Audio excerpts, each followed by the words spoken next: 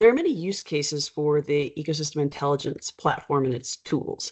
In this video, we're going to show you how to use the screening module to estimate ecosystem services benefit production for an entire cityscape. Other videos available on the platform provide instruction for how to use the screening tool, or the estimator, if you will, to calculate benefit production and to model different scenarios at the smaller scale or site level. But this video is going to help you understand how to establish a baseline condition for an entire cityscape. The first example is going to demonstrate the preferred approach using polygons as the spatial unit of analysis. And the second example will provide an alternative approach for those who are not comfortable using GIS tools. In the end, in both cases, you'll see similar outputs where the baseline performance of the cityscape is significantly lower than the reference condition. We at Ecosystem Intelligence are encouraging the users of our platform to really strive for doing all they can do on the landscape in both the built environment and the natural environment to help close that performance gap. In this video, we're going to walk through how we can use a lumping approach to carve a large area like this cityscape up into smaller survey units that kind of define this space in terms of different land classes within the Ecosystem Intelligence platform. So to start off with, I've uploaded this boundary, and this is the boundary for the full city here. And this was uploaded as a shapefile. And the way that we want to start with this is by uploading another copy of this shapefile as a starting survey unit. And so over here under the map scenario, I'm going to click the pencil tool, I'm going to click the upload button, and I've already got the zipped up shapefile that I used for the city site boundary. I'm going to open that up, and you can see that we've changed the color inside the cityscape here to green, and that's our starting survey unit. And so I'm just going to go ahead and save that. And now over on the left, you can see that we have this Portland survey unit. It's huge, it's 93,000 acres, but we're going to carve that up into areas that are relatively homogeneous. And as we look at a site like this, it's good to consider what the easiest way is to break up a space like this. And when I look at this, I see that we have a river running through the center of the town. We've got some river along the top edge. We've also got these areas that are high density developed in the middle of the city here, as well as some industrial areas up along the north edge that are high density developed. We've got this kind of forested area along the west side, and then kind of the remainder out here on the east side is all going to be medium intensity developed, which is predominantly comprised of housing.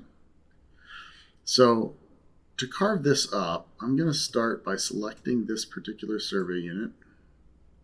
And then down here in the bottom right corner, we have the pencil tool. I'm going to use the split survey unit tool because I want to carve this larger survey unit up by cutting across it. And so to begin with, I'm going to cut down the edge of this river.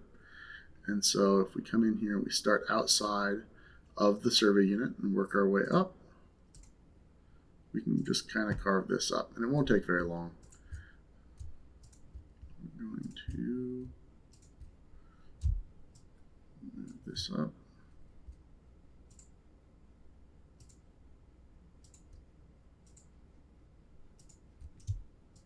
And we're just going to cut this whole survey unit into two different pieces to start with.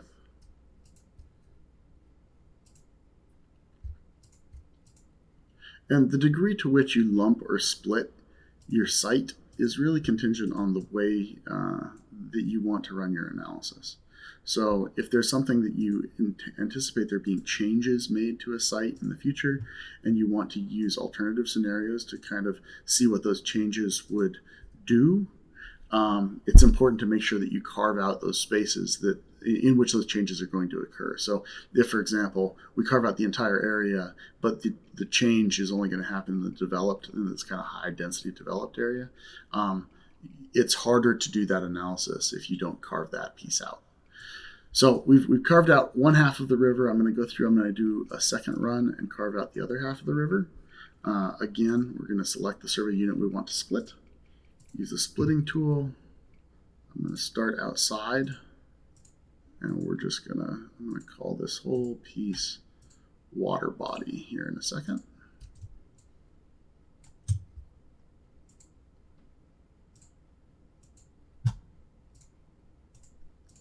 And you can make this as kind of fine scale editing as you'd like, or you can make it a more coarse analysis.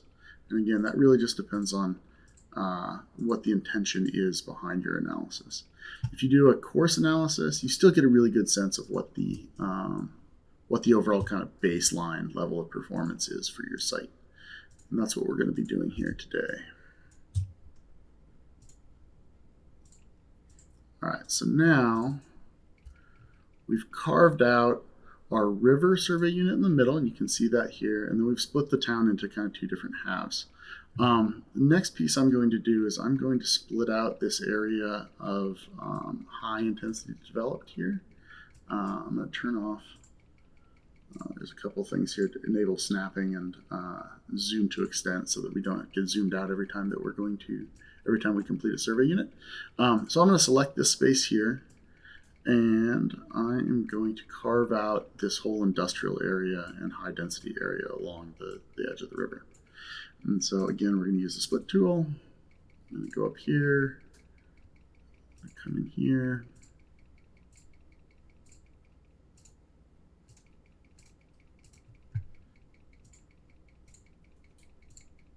and work our way down to the south. About here, we kind of run out of it. All right.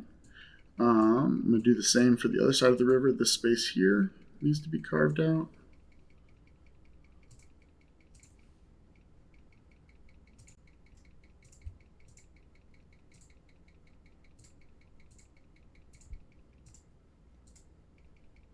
Kind of go out here into the east a little bit, capture some of that.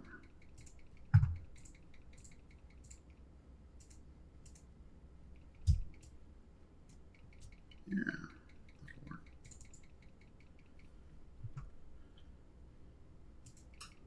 And now we have these kind of two big industrial areas down the center. I'm going to carve out some along this north edge as well, just to make sure we've captured that. So select it, split.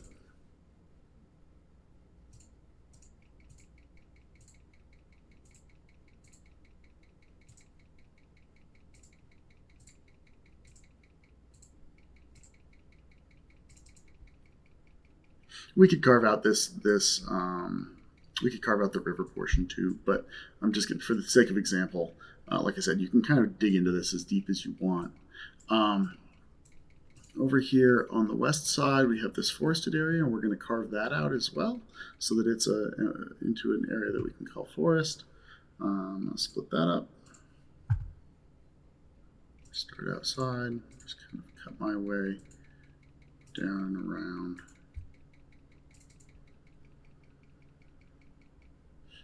And now we have this area that's forest.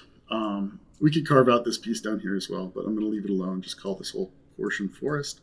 And so now, if we look at our overall site, we've got forested area, we've got this area that's going to be high intensity developed, another area high intensity developed, we're going to call this medium density developed, and then we've got this area up here, which we're going to call high intensity again, even though we've got some green space in there.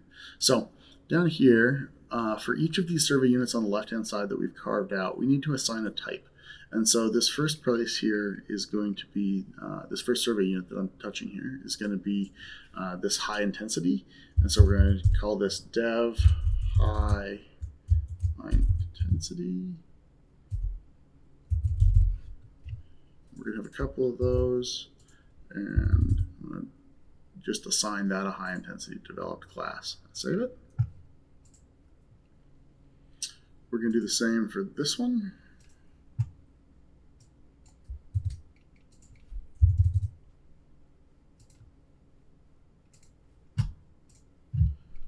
We'll do the same up on the north.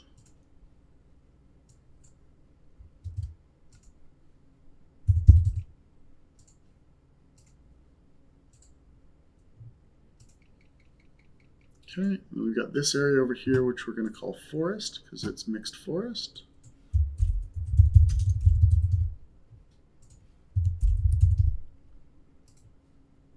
Assign that.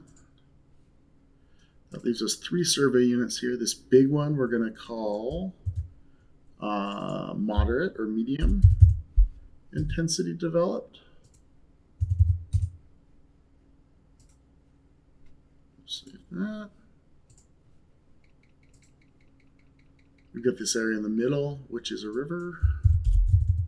And we're going to call that water. Save it. It looks like we've still got 1 space left. Nice. Okay. So then we got this area down here, which has, it's less dense. You can see there's more green space in here than what we were seeing over here on the right for our medium intensity developed. And so overall, with the green spaces built in here, since I'm lumping this, I'm going to go ahead and call this low intensity developed. Low. And we're going to say low intensity developed. Save that. So as we're looking at this, we've carved up these very large areas, these kind of large blocks of land cover types, right? And if we wanted to, if our analysis was looking at, say, parks, we could zoom in on some of these parks and we could carve those out as well. And so, for example, there's this kind of the forested area park over here, and I could carve that out by clicking the plus button here to add a new survey unit. We're going to call this survey unit forested park. I'm going to pull up forest. We'll call it mixed again. Use the plus button here to draw in these boundaries. I'm just going to kind of trace out the park area that I see here. And so this allows us to take a large area that we've predominantly described by lumping, using that lumped approach, and carve it up into smaller, more kind of fine scale survey units. And you'll see over here, polygon is within another survey unit. A new survey unit will be created by cutting a hole in the existing survey unit. That's exactly what we want. So we're completely contained within this larger survey unit. And when I hit save, it's going to cookie cutter that survey unit in. And if we select the surrounding survey unit, you can see that now it has a hole that's filled by this new survey unit. We have this forested park over here on the left. So now we've got, and you could do that for every park within the city. You could do that for different land cover types, large buildings, whatever you saw in the space, and whatever really fit your analysis. And then once you've done that and defined your overall site in terms of lumped survey units and now split up some survey units, you can click the results tab over here on the left, and you can see what your initial performance is for this site. And you can see here baseline scenario example, which is what we just defined. And that allows us to see the level of performance we're getting from this current condition as compared to the reference condition over here on the right. And we always want to try to incentivize people to understand how their baseline performance is going, and then look at ways that they can work on closing this gap between the baseline scenario example and then the reference condition.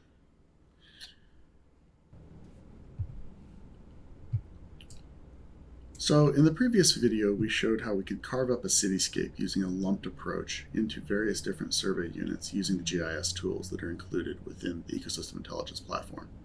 In this next video, I'm going to show how you might use alternative data sources such as land cover data sets or information from a city planner, where they give you percentage breakdowns for a cityscape in terms of land classifications, and manually enter those into the system without actually drawing in the survey units that we showed in the previous example. The way that we do that is we start off with our site boundary like you see here, and over on the left hand side now we have the ability to add survey units, and we did this in the previous example, but this time around we're not going to draw in the survey unit boundary. Instead, we're going to pull up this dialog which lets us add a survey unit. We're going to start with a particular land classification based on what we received or found with an alternative resource. And I'm going to start with developed high intensity. So that's going to include these areas that are along the river, areas along the north end of the city here. I'm going to call this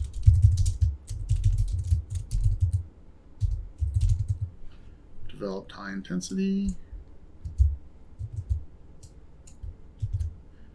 And we're going to go in here and do dev and find the high intensity selection. And then instead of drawing our survey unit, now I'm going to click this override button, which lets me manually enter the number, the area for this particular land cover type. I'm also going to switch it over to percentage to emulate a scenario in which we have percentages of different land cover types. So for the high intensity developed, we're going to say that we have 30% cover. And you don't have to put the percentage sign there, and save it.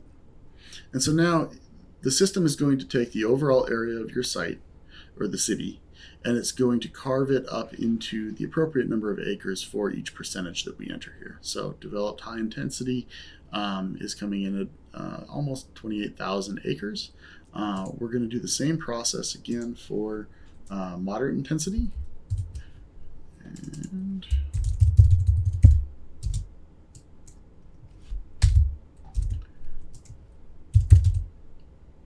we've selected moderate intensity, where you click override, percentage. And for moderate intensity, these are these areas that have kind of dense housing over here on the right and some commercial use. We're going to call that 45% and save it. Then we're going to do developed low intensity, and that's going to be these hilly areas out here that have more green space included, intermixed with the houses. Call that low intensity. And for the low intensity space, we only have about 13%. Now we have to include some of these areas, these real green space areas. So here we, on the left-hand side, on the west, you can see that we have this forested area. These forested hills make up about 9% of the overall cityscape. So we're going to enter that.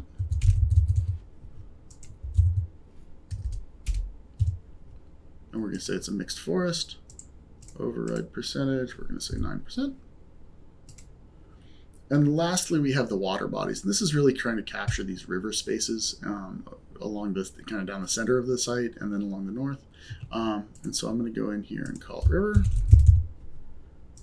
And we're going to look for water bodies, override it, percentage, and that fills out the entire area with about 3% of the city. So now that we've gone through and defined all these different land cover types, and just manually entered in the percentage breakdowns, the tool has split those into acreages. And if we go over to the results tab, you can again see the same output analysis that we saw when we went through and lumped the entire site. Here you can see that our current baseline scenario, example 2, example 1 was the previous video, is performing very poorly compared to our reference condition for the temperate broadleaf coniferous forests biome. And this is a space that we really like to encourage people to work on closing that gap in performance between a current baseline scenario and that reference condition. Hope this has been helpful in terms of understanding how you might apply the tool in a large landscape without actually using the GIS operations that we talked about in the previous video. From this space, you can then create alternative scenarios in which you go through and redefine what your landscape looks like, see what those benefits might be associated with changes along those lines, and then switch this over to percentage. And you can see that in this originals column, these are those percentages we just entered for each of these different land cover types. And so if you wanted to reconfigure that, you could do so just like you could with any other analysis.